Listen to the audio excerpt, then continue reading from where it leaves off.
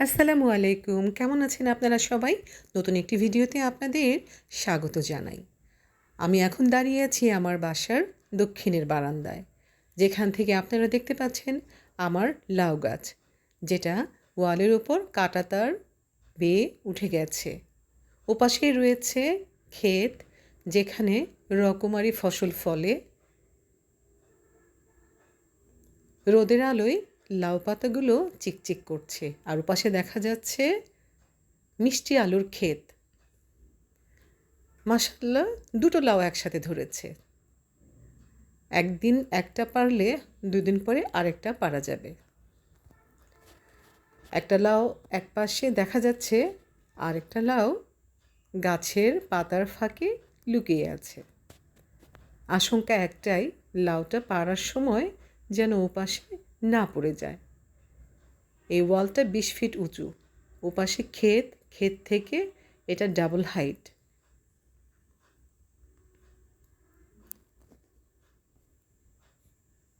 পাতার পরিমাণ একটু কম হলেও মাশাআল্লাহ লাউয়ের ফলন ভালো। আমার হাজবেন্ড লাউয়ের পাতাগুলো সরিয়ে দিচ্ছে, কারণ আমি লাউটাকে একটু দূর থেকে দেখাতে চাই ক্যামেরায়।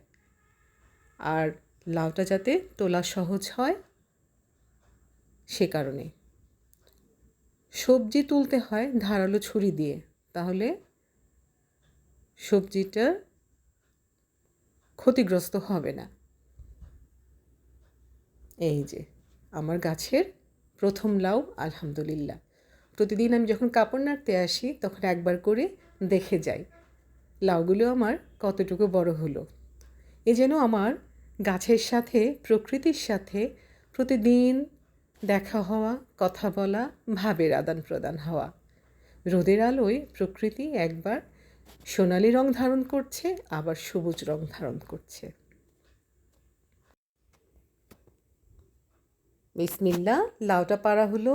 এখন একটু চিন্তার বিষয়, হাত থেকে ইমব্যালেন্সড হয়ে সেটা আবার ওপারে না পড়ে যায়। যাক, সাবধানতার সাথে এটা এপাশেই আনা হলো। এই লাউ গাছটি আমার ছেলে নিজ হাতে লাগিয়েছে, সেজন্য তার হাতেই আগে দেয়া হলো। আমার ছেলে মেয়ে দুজনেই নিচে গেছে লাউ গাছের থেকে লাউ তোলার জন্য।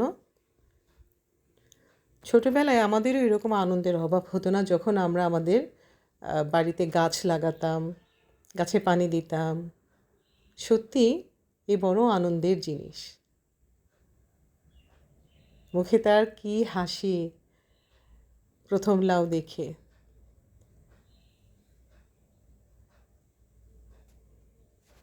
এই তো এসে গেল আমার লাউ, মাশাআল্লাহ প্রায় ৩ কেজির মতো ওজন। অনেক এলাকায় ফুলকপি এখন কেজি হিসেবে বিক্রি হয়, জানি না কবে এই লাউও আবার কেজি হিসেবে বিক্রি হওয়া শুরু করে। সবাই ভালো থাকবেন, ধন্যবাদ।